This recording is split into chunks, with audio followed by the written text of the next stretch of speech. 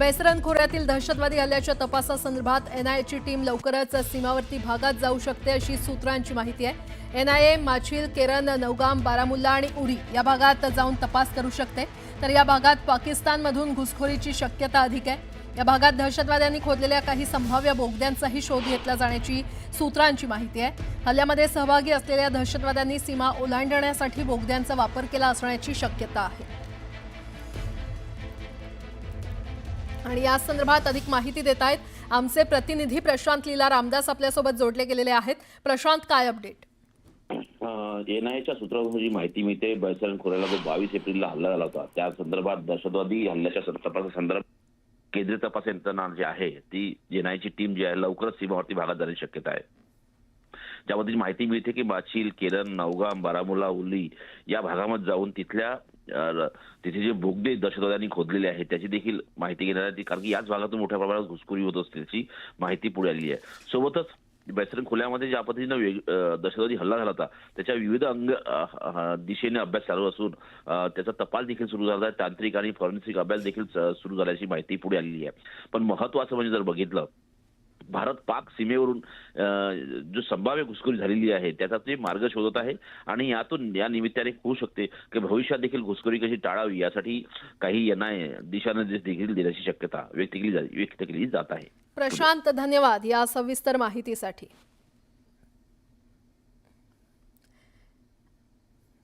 NIA तपासामध्ये Pahalgam दहशतवादी हल्ल्यामध्ये पाकिस्तानची गुप्तचर संस्था आयएसआय आणि त्यांच्या सैन्याचा लष्कर-ए-तोयबाशी संबंध असल्याचं उघड झालंय।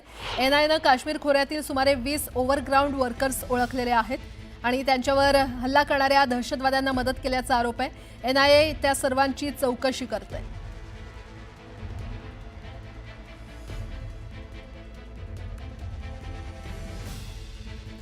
पहलगाम हल्ल्यानंतर भारत आणि पाकिस्तानमध्ये युद्धाची शक्यता असताना पाकिस्तानचे संरक्षण मंत्री ख्वाजा आसिफ यांनी भारतावर हल्ला करण्याची धमकी दिली आहे। जिओ न्यूजच्या वृत्तानुसार ख्वाजा आसिफ म्हटलेत की जर भारतानं सिंधू कराराचं उल्लंघन केलं आणि सिंधू नदीवर धरणासारखं काही बांधलं तर पाकिस्तान भारतावर हल्ला करेल।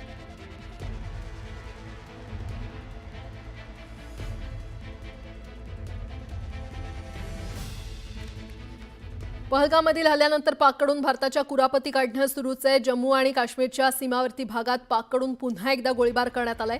कुपवाडा, उरी आणि अखनूर भागात नियंत्रण रेषेजवळ पाकिस्ताननं शस्त्रसंधींचं उल्लंघन करत गोळीबार केला। या गोळीबाराला भारतीय लष्कराकडून देखील चोख प्रत्युत्तर देण्यात आलंय।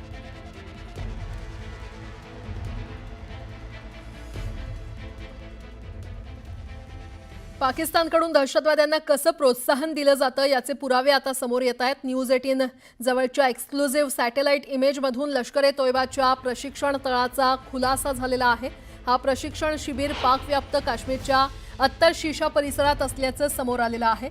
या ट्रेनिंग कॅम्पला जंगल मंगल प्रशिक्षण शिबिर देखील म्हटलं जातं।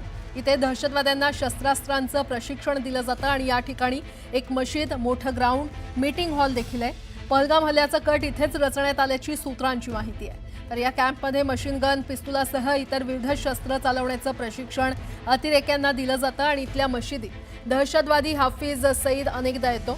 या दहशतवादी प्रशिक्षण शिबिरात आयएसआय आणि पाक सैन्याचे अधिकारी अनेकदा दहशतवाद्यांसोबत बैठका घेत असल्याचं समोर येतंय।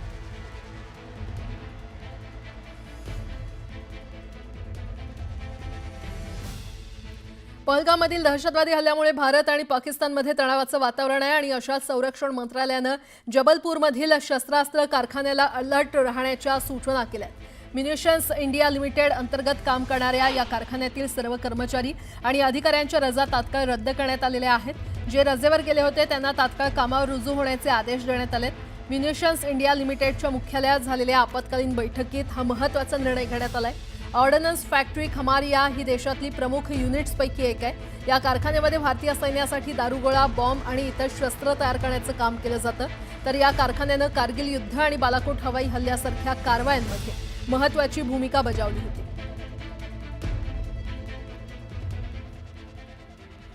पहलगाममधील हल्ल्यावरून जम्मू आणि काश्मीर नॅशनल कॉन्फरन्सचे अध्यक्ष आणि माजी मुख्यमंत्री फारुख अब्दुल्ला यांनी सरकारवर टीका केलेली आहे। हल्ल्याला 10 दिवस होऊन देखील 4 दहशतवाद्यांना पकडू शकले नाहीत, तर 1.5 लाख सैन्य असून देखील 4 दहशतवाद्यांना पकडू शकले नाहीत असं वक्तव्य त्यांनी केलंय। न्यूज 18ला दिलेल्या मुलाखतीत त्यांनी हे वक्तव्य केलं. आपने 4 घर उड़ाए, उड़ाए ना आपने 4 घर. जी आप कहते हैं 20 है. कौन है वो 20? मददगार है. कहाँ है? आपको नाम पता है? इनको पता है? जो ये कह रहे हैं कि हमारे पास है, कहाँ है वो उनका? जो इन 4 को नहीं पकड़ सके जिनने ये धंधा किया अभी तक. 10 दिन हो गए. 10 दिन. हमारे पास ड्रोन भी है, हमारे पास क्या चीज़ है जो इजराइल से आई है, उसके बावजूद भी हम उनको नहीं पकड़ सकते. ये क्या हमारे लायक शर्म नहीं है? इतना बड़ा देश, इतनी बड़ी फौज, यहाँ 1.5 लाख तो आर्मी है, 3 लाख बाकी फोर्सेस है, उसके बाद भी ये हो. सिंधू पाणी करार रद्द केल्यानंतर पाकचा जळफळाट सुरू आहे. पाकिस्तानचे माजी परराष्ट्र मंत्री बिलावल भुट्टो यांनी भारताला पुन्हा एकदा पोकळ धमकी दिली आहे.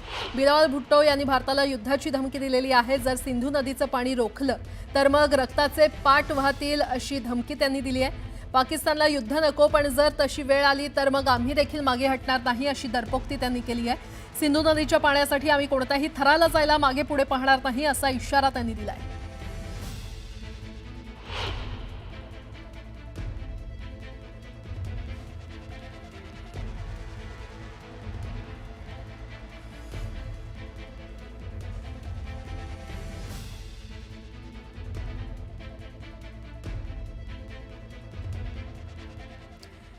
जगात माझी लाडकी बहीण योजनेअंतर्गत एप्रिल महिन्याचा 10वा हप्ता लवकरच 2.41 कोटी महिलांच्या खात्यामध्ये येणार आहे. ज्या महिलांना 8वा आणि 9वा हप्ता मिळाला नाही त्यांना एप्रिल महिन्याच्या हप्त्यासह 4,500 रुपये दिले जातील अशी माहिती मंत्री अदिती तटकरे यांनी दिली आहे. कोकणात जाणाऱ्या चाकरमान्यांचं प्रमाण अधिक आहे. रेल्वेप्रमाणे एसटी गाड्यांचं आरक्षण 17 मे पर्यंत फुल झालंय. विशेष म्हणजे एसटीच्या ज्यादा गाड्यांचं देखील तिकीट मिळेल असं झालंय. याचा लाभ उठवत खासगी ट्रॅव्हल्सवाल्यांनी प्रवाशांकडून 1.5 पट अधिक भाडं वसुली सुरू केली आहे.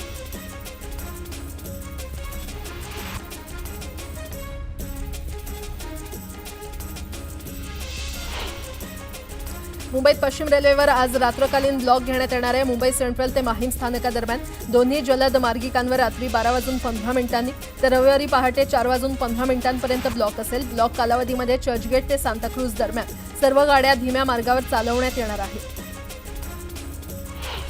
गेल्या 3 महिन्यात मध्य आणि पश्चिम रेल्वेच्या मेल एक्सप्रेसमधून वेटिंग तिकिटावर प्रवास करणाऱ्या 56,000 प्रवाशांना प्रशासनानं ट्रेनमधून उतरवलं, तर 78,000 प्रवाशांना ट्रेनमध्ये चढू दिलं नाही. रिझर्वेशन कन्फर्म असलेल्या प्रवाशांना प्रवासात अडचण होऊ नये यासाठी ही कारवाई केल्याचं अधिकाऱ्यांनी सांगितलं. नीट परीक्षा 4 मे रोजी होत असून विद्यार्थ्यांच्या सोयीसाठी मध्य रेल्वेनं रविवारी कोणताही मेगा ब्लॉक न घेण्याचा निर्णय घेतलाय.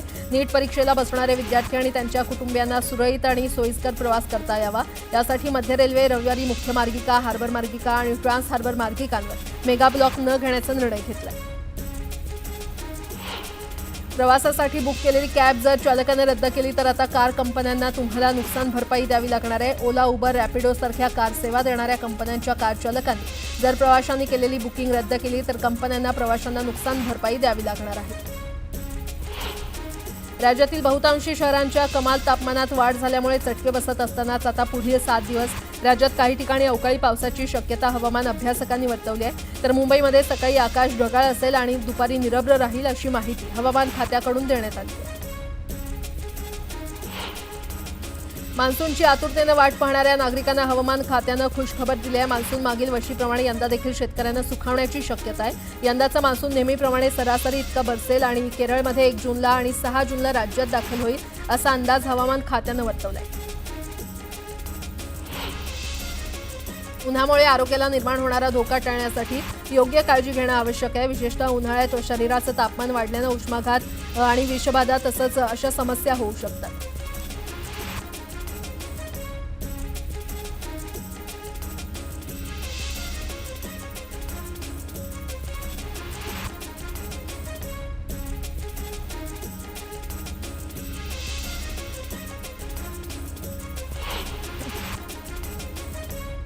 विक्रमगड तालुक्यामध्ये दरवर्षी पाणी टंचाई उद्भवत असल्यानं पाणीपुरवठा विभागाकडून टँकर मागवून उपाययोजना करण्याचा प्रयत्न केला जातो, मात्र या उपाययोजना तात्पुरत्या आणि अपुऱ्या असल्यानं येथील लोकांना हातपंपावर आणि विहिरीवर रांगा लावावे लागत आहेत, तर 9 पाणी टंचाईग्रस्त आहेत त्यांना 2 टँकरनं पाणी पुरवठा केला जातोय.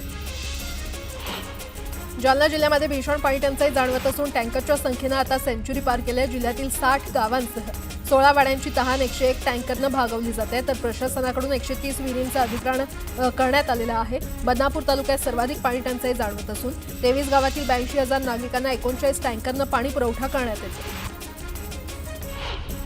केंद्र शासनाच्या जलजीवन मिशन अंतर्गत सुमारे 5,000 पाणीपुरवठा योजना मंजूर होऊन देखील कोकण प्रांत आजही तहानलेला आहे. ठाणे, रायगड, रत्नागिरी, पालघर अशा 4 जिल्ह्यातील 495 गाव वाड्यांना 194 टँकरनं पाणी पुरवठा सुरू आहे.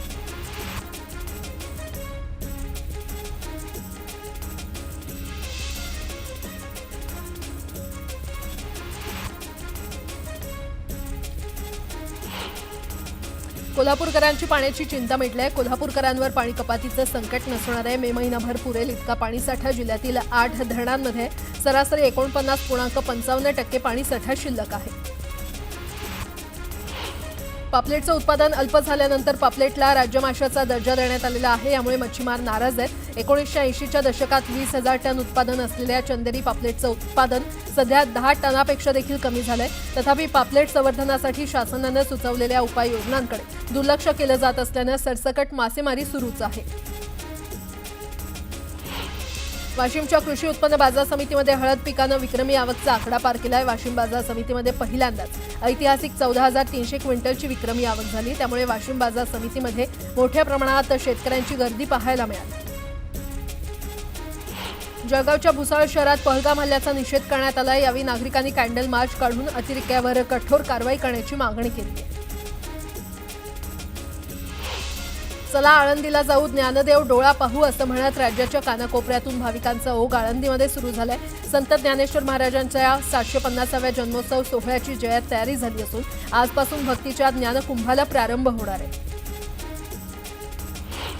साताऱ्याच्या कोयना धरणाच्या जलविद्युत प्रकल्पातून यंदा ज्यादा वीज निर्मिती करण्यात आली आहे. 666 दशलक्ष युनिट ज्यादा वीज निर्मिती केल्यानं विजेची चिंता मिटली. काहीही करून अलमट्टी धरणाची उंची वाढवायची असा चंग बांधलेल्या कर्नाटक सरकारनं महाराष्ट्र सरकारविरोधात कायदेशीर लढा देण्यासाठी 150 तज्ज्ञांची समिती तयार केल्याचं समोर आलंय. आपला 524 मीटर उंचीचा अट्टहास पूर्ण करण्यासाठी त्यांनी जलतज्ज्ञ आणि वकिलांची फौज उभी केल्याचं कळतंय. लातूरच्या औसामध्ये उपजिल्हा रुग्णालयाची निर्मिती केली जाणार आहे. पालकमंत्री शिवेंद्रसिंहराजे भोसले यांच्या हस्ते भूमिपूजन करण्यात आलं.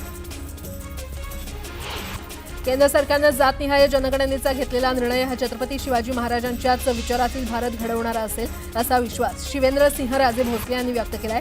जाती जातीमध्ये निर्माण झालेल्या पेचावर कायमस्वरूपी तोडगा निघेल असा देखील विश्वास त्यांनी व्यक्त केला.